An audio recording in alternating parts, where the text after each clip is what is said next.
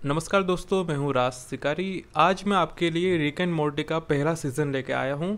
हम इसके सीज़न की शुरुआत करने वाले हैं वन बाय वन, तो इसलिए आप चैनल को सब्सक्राइब जरूर कर दें। और एपिसोड को शुरू करने से पहले मैं आपको बता दूं कि ये जो शो आया था ये 2012-13 में आया था, और वो भी अमेरिका में आया था। भारत में तो बहुत टाइम लग गया था आते हुए।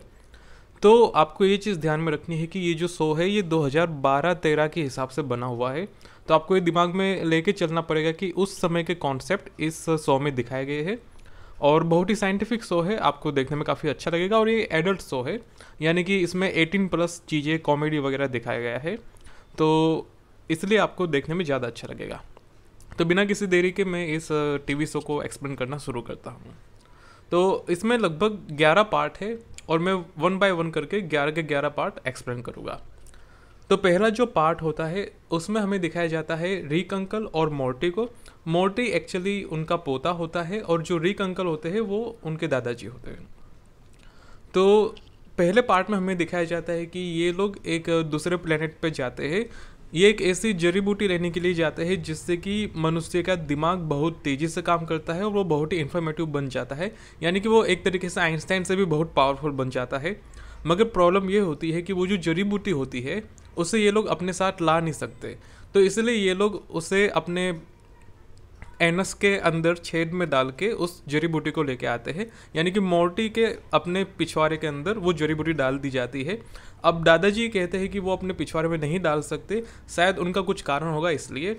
मगर इससे होता ये है कि जो मोर्टी होता है वो बहुत ही इन्फॉर्मेटिव हो जाता है और बहुत ही इंटेलिजेंट हो जाता है, क्योंकि ये जड़ी बूटी बहुत ही समझदारी वाली और इंटेलिजेंट वाली जड़ी बूटी है। तो ये सीन, पहला सीन यहीं पे ख़त्म होता है। अब हम चलते हैं दूसरे एपिसोड पे। दूसरा एपिसोड जो है वहाँ पे हमें दिखाया जाता है कि ये लोग एक कुत्ते को हेलमेट पहनाते हैं, जिससे कि वो कुत्ता थोड़ा समझदार हो जाता है। मगर धीरे धीरे वो कुत्ता और भी ज़्यादा समझदार हो जाता है। फिर टीवी पे नेशनल ज्योग्राफिक वगैरह देख के वो समझ जाता है कि वो छोटा सा कुत्ता जरूर है, मगर उसके जो पूर्वज थे वो बहुत बड़े वेयरवुल्फ और शेर और लोमड़ी वगैरह सब हुआ करते थे, जिससे देख के वो समझ जाता है कि हमें इस धरती पर राज करना है।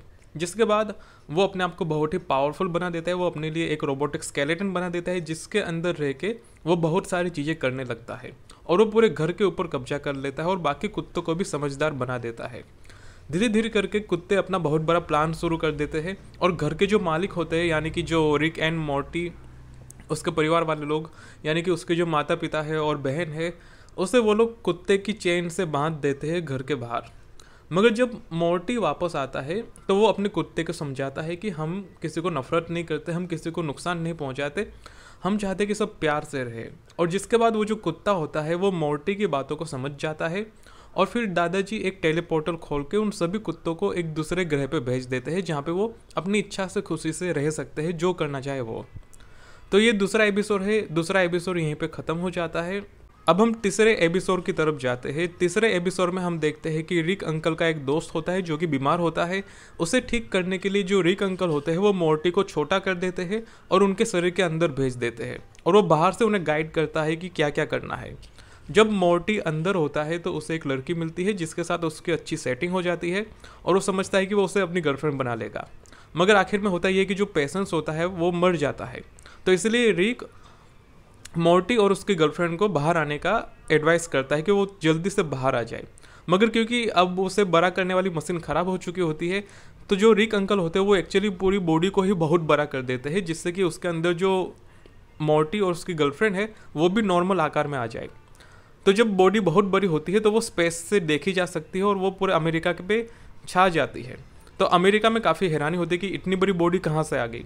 मगर आखिर में जो मोर्टी होता है और वो अपनी गर्लफ्रेंड को लेके उस शरीर के में से बाहर आ जाता है, और जो शरीर होता है उससे ये लोग बम धमाके से उड़ा देते हैं, जिससे होता ये है कि चारों तरफ खून की बरसात हो जाती है, और टीवी पे खबर आने लगती है कि अमेरिका में खून की बरसात हो रही है और आकाश में बहुत बड़ी डेड बॉडी देखी गई है।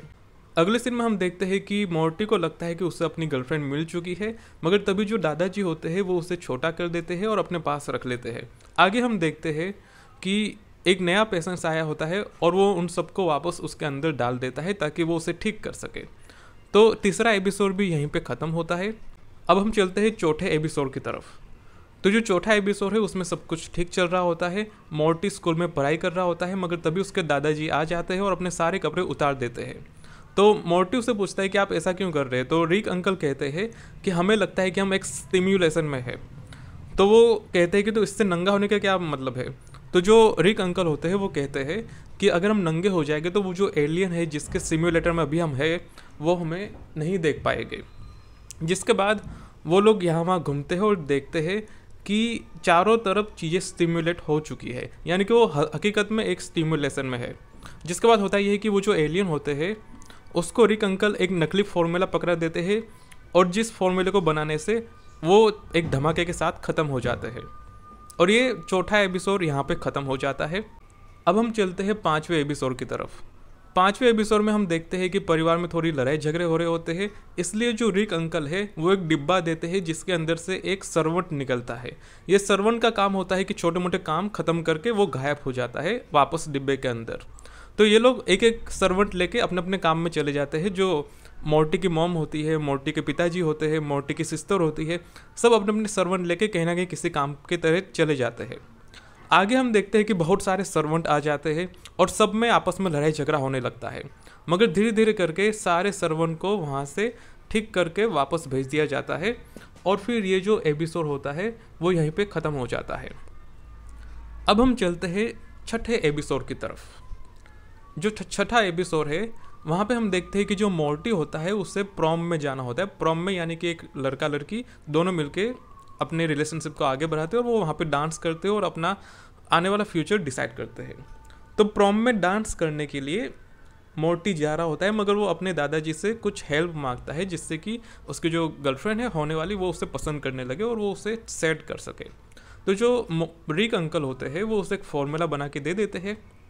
जब मोर्टी हाई स्कूल जाके उस फॉर्मूले को अपने और अपनी गर्लफ्रेंड के ऊपर छिड़कता है तो गर्लफ्रेंड तो उसे पसंद करने लगती है, मगर उसके साथ साथ वो फॉर्मूला जितने लोगों ने सूंघा होता है वो सभी लोग मोर्टी के पीछे भागने लगते हैं और वो उसे पसंद करने लगते हैं।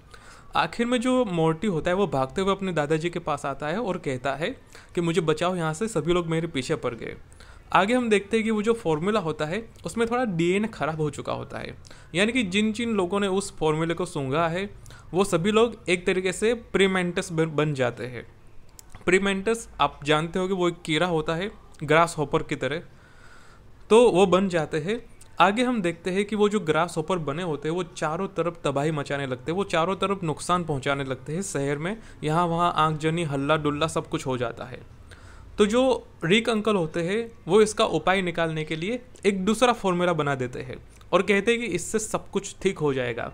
मगर जब वो दूसरा फॉर्मूला छिड़कते हैं तो सारे के सारे जो लोग होते हैं वो विकृत एंटिटी में बदल जाते हैं, यानी कि वो एक तरीके से अब नॉर्मलिटी बना देते हैं सब लोगों को। और ये उससे भी ख़राब चीज़ है क्योंकि ये किसी तरीके की एक स्पीसीज नहीं होती, ये हाइब्रिड होते हैं, यानी कि किसी के अंदर हाथी घोड़ा कबूतर सबके हिस्से अलग अलग तरीके से बने होते हैं और ये किसी एक तरीके का जीव नहीं होता, ये पूरी के तरीके से एक डिफॉर्म सिविलाइज बन जाती है। जिसके बाद पूरा शहर सत्यानाश हो जाता है, पूरा अमेरिका कोलैप्स कर जाता है।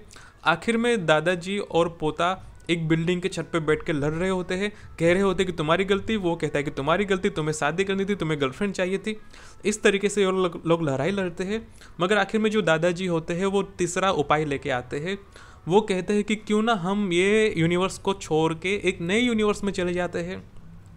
तो क्योंकि इनके पास कोई दूसरा विकल्प नहीं होता, तो ये लोग अपने वाले यूनिवर्स को छोड़ के अब नए यूनिवर्स में चले जाते हैं। जब ये नए यूनिवर्स में जाते हैं तो उन्हें दिखता है कि उन दोनों की डेड बॉडी पड़ी है, यानी कि एक धमाका होता है, एक एक्सपेरिमेंट कर रहे होते हैं वो लोग। जो एक्सपेरिमेंट फेल हो जाता है और उस धमाके में और वो लोग मर जाते हैं।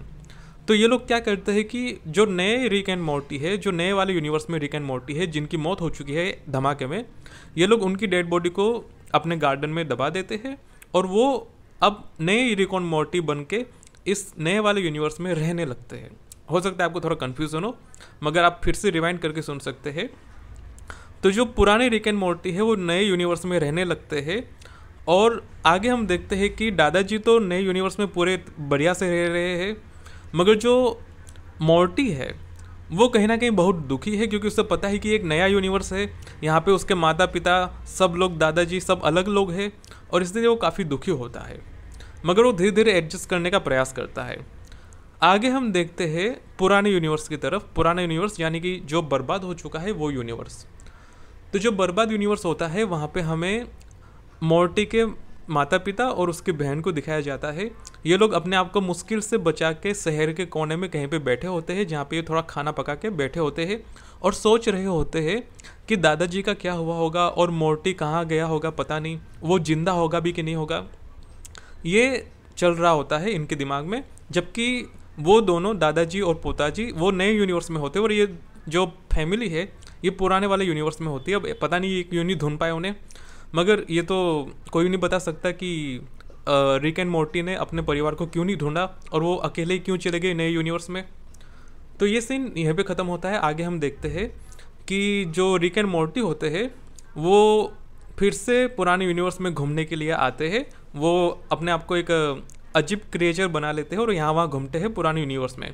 यानी कि एक तरीके से यहाँ पे संभावना है कि रिक एंड मॉर्टी अपने परिवार वालों को ढूंढ लेंगे, मगर ये सीन उसमें दिखाया नहीं गया है और ये सीन यहीं पे ख़त्म हो जाता है।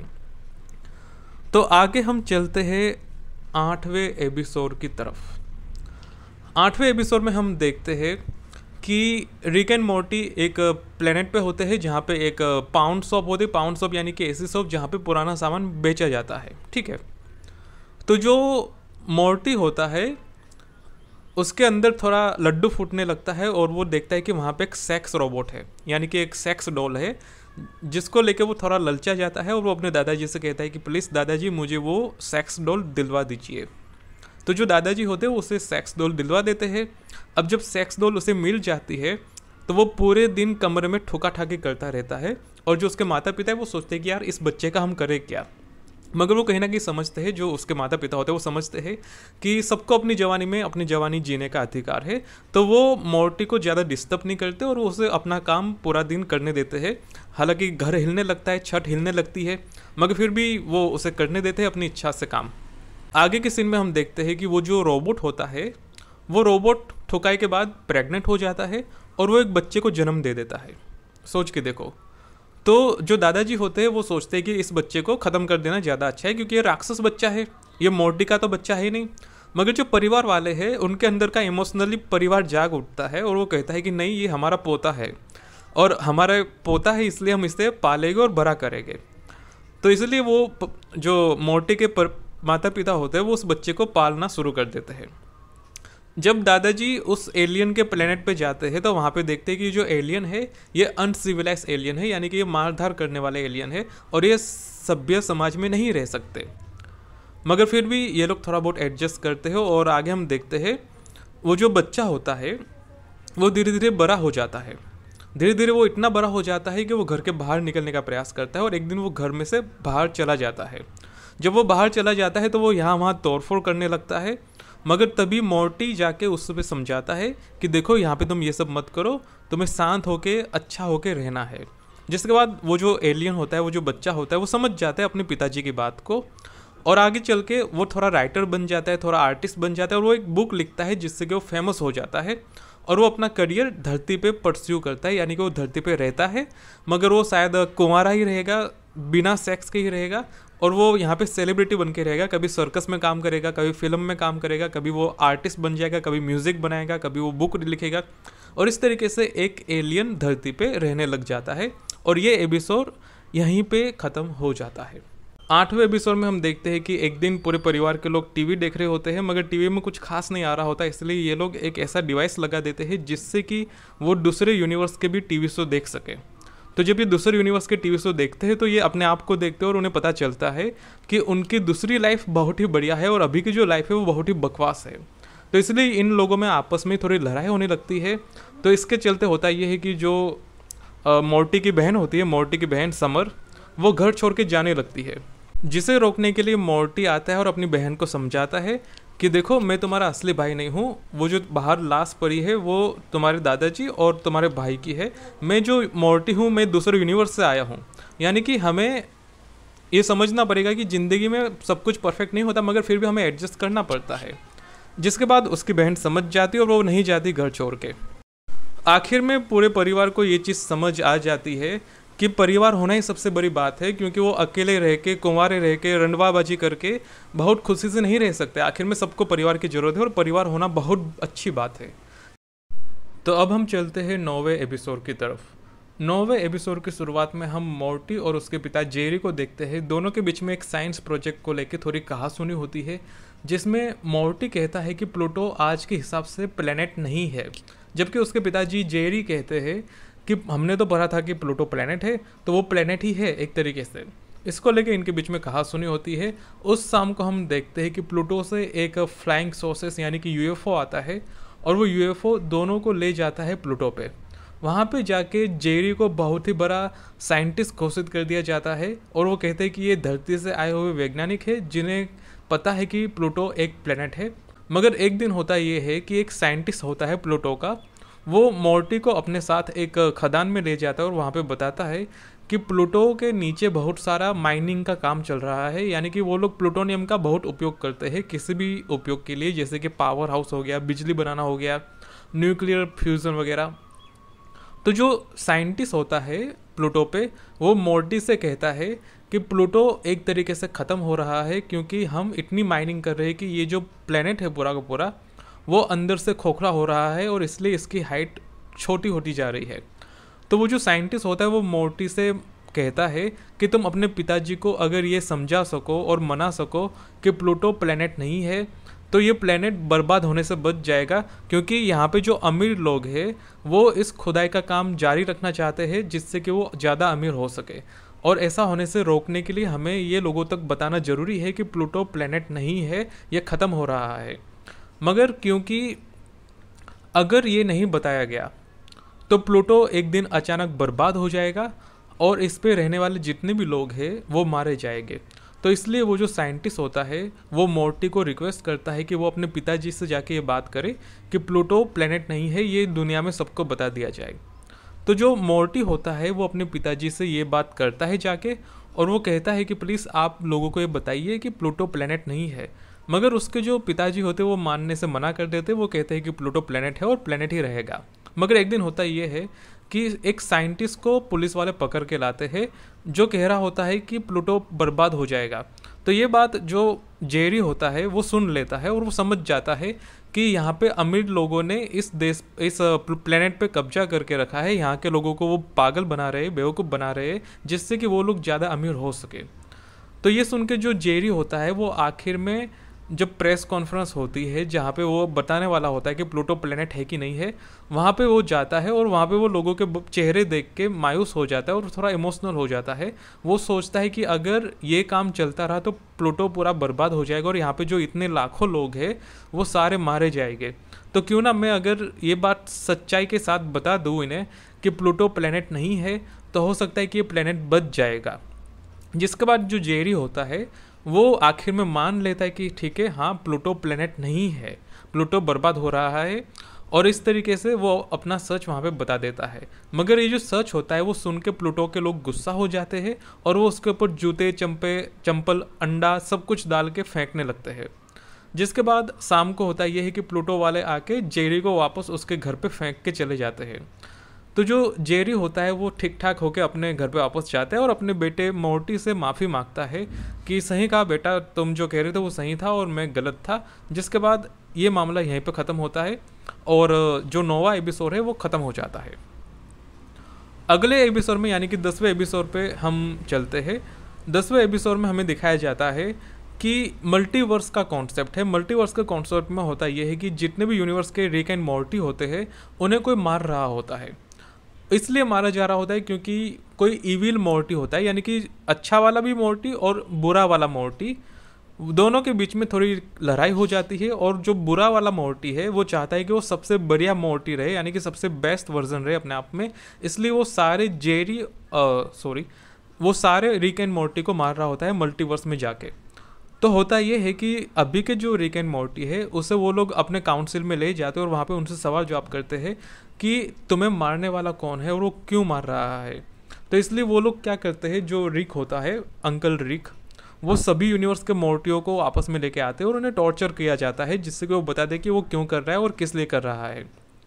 मगर आगे हमें पता चलता है कि जो इविल रिक अंकल होते हैं और इविल मोर्टी होते हैं, वो बाकी यूनिवर्स के रिक एंड मोर्टी को इसलिए मार रहे होते हैं जिससे कि वो उनके दिमाग की कॉपी कर सके और सबसे ब्रिलियंट, सबसे इंटेलिजेंट रिक एंड मोर्टी बन सके और बाकी के जो बेवकूफ़ रिक एंड मोर्टी है वो ख़त्म हो जाए।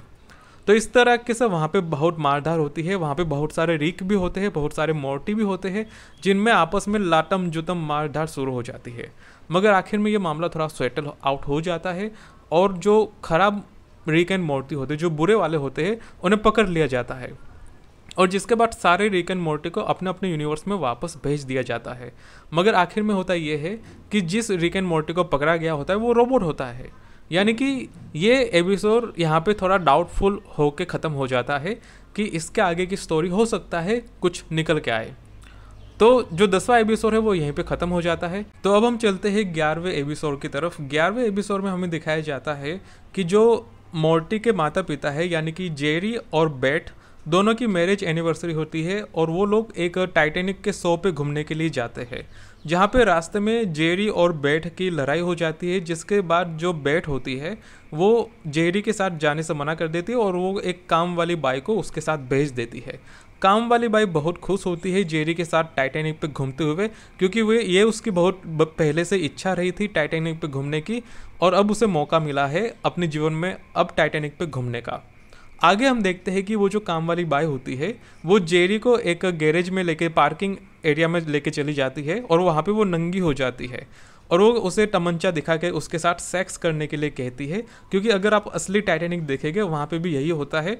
जो एक्टर और एक्ट्रेस होते हैं केट विंसलेट और लियोनार्डो कैप्रिको, वो एक कार के अंदर सेक्स करते हैं जहाज में जो कार पार्क होती है वहाँ पे। तो ये जो काम वाली बाई होती है वो जेरी को तमंचा दिखा के एक खाली पार्किंग लॉट में लेके जाती है और वहाँ पे वो उसके साथ सेक्स करती है। आगे हम देखते हैं कि जब जेरी अपना काम ख़त्म करके वापस जा रहा होता है अपनी वाइफ के साथ, तो वो जो काम वाली बाई होती है वो कार के नीचे गिर जाती है और इस तरीके से वो मर जाती है और इस तरीके से ये जो टाइटैनिक का शो है वो पूरा ख़त्म हो जाता है। दूसरी तरफ हम देखते हैं कि जो रिक एंड मोर्टी होते हैं वो घर पे अकेले होते हैं और इसलिए जो रिक अंकल होते हैं वो वहाँ पे पार्टी ऑर्गेनाइज करते हैं, जिसमें बहुत सारे भांति भांति के एलियन आते हैं और बहुत सारा नशा गांजा किया जाता है, जिसके बाद पूरे घर का सत्यानाश हो चुका होता है। और तब उसके जो माता पिता आते हैं उन्हें रोकने के लिए वो लोग एक टाइम फ्रेम रोक देते हैं, टाइम पीरियड को स्लो कर देते हैं, जिससे कि उसके जो माता पिता है वो घर आने पे थोड़े से रुक जाते हैं लंबे समय तक, और जिसके बाद ये लोग अपने घर को थोड़ा ठीक करते हैं और इस तरीके से सारी चीज़ें सेटल आउट हो जाती है। जब तक उसके माता पिता घर पहुँचेगी तब तक घर ठीक हो चुका होगा। तो इस तरीके से ये सीज़न 1 पूरा एंड हो जाता है। बहुत सारे साइंटिफिक कॉन्सेप्ट थे और मैंने बहुत प्रयास किया कि मैं इसे बढ़िया से समझा सकूं। अगर आपको हो सकता है कुछ चीज़ें समझ ना आए तो आप थोड़ा रिवाइंड करके देख सकते हैं। मैं कहूँगा कि बहुत बढ़िया शो है और आपको देखना चाहिए, मगर इसकी अवेलेबिलिटी थोड़ी प्रॉब्लमेटिक है, यानी कि आपको ये कहाँ से मिलेगा, कहाँ से डाउनलोड करना पड़ेगा, ये थोड़ा चैलेंजिंग हो सकता है। अगर आपको मिल जाए तो आप ज़रूर डाउनलोड करके देख लीजिए या फिर कहीं से स्ट्रीमिंग करके देख लीजिए, क्योंकि बहुत पुराना शो है और ये आसानी से नहीं मिलता। तो मुझे तो मिल गया और बाकी सीज़न कब मिलते वो मैं देखता हूँ, जब मिलेंगे मैं एक्सप्लेन करके डाल दूंगा। तो ये था रिक एंड मोर्टी का शो, बहुत ही बढ़िया शो है। और देखिए, हो सकता है बहुतों को लगे कि बहुत कॉमन शो था, मगर ये 10 साल पुराना शो है, 2011, 12, 13 के समय का। तो उस समय से ये चीज़ें बहुत ही बढ़िया थी, बहुत ही एडवांस थी। और अगर मैं बात करूँ थोड़ा ग्राफिक्स वगैरह की, तो नॉर्मल वाला ग्राफिक्स है, फैमिली शो है और काफ़ी प्रेशर भी रहता है प्रोडक्शन का, तो इसलिए उन्होंने जो सोचा वही बना दिया, मगर फिर भी बहुत बढ़िया ग्राफिक है एक तरीके से देखा जाए तो जैसे बाकी के अमेरिकन शो है, जैसे फैमिली गाय हो गया, उस तरीके से इसके भी ग्राफिक सिमिलर है फैमिली गाय की तरह, मगर स्टोरी थोड़ी चेंज है, स्टोरी थोड़ी डिफरेंट है और काफ़ी बढ़िया है देखने के लिए। 1 टाइम वॉच मैं कह सकता हूँ। बाकी इसके और भी सीज़न है तो आप धीरे धीरे देख सकते हैं और काफ़ी ठीक ठाक है। हालांकि 20 मिनट का एक एपिसोड है, तो इस हिसाब से आप जाके देख सकते हैं, 11 के 11 एपिसोड पर सीज़न के हिसाब से। और आपको इसके बारे में जो भी कहना आप नीचे कमेंट करके बता सकते हैं। हालांकि देखिए, स्टोरी बहुत सिंपल है, नॉर्मल है। अगर आपको साइंस में रुचि है तो आप नॉर्मली भी देख सकते हैं, वरना अगर आप थोड़ा डीप रिसर्च करना चाहते हैं तो फिर आप थोड़ा साइंटिफिक चीज़ें देख सकते हैं। ये थोड़ा कॉमेडी के प्रोस्पेक्ट से है, थोड़ा एंटरटेनमेंट है, थोड़ा साइंटिफिक कॉन्सेप्ट है और बहुत सारी चीज़ें हैं। और ये एडल्ट है, यानी कि ये छोटे बच्चों के लिए नहीं है, बहुत सारी चीज़ें ऐसी है जो बड़ों के लिए है। तो आप देखें तो थोड़ा सोच समझ के देखिए, और तो ज़्यादा कुछ नहीं। तो आप बताइए नीचे आपको कैसा लगा, और हो सके तो चैनल को सब्सक्राइब कर देना ताकि मैं अगले कुछ वीडियो अपलोड करूँ तो आप तुरंत देख लें। सो इट इज़ मी राज शिकारी साइनिंग ऑफ।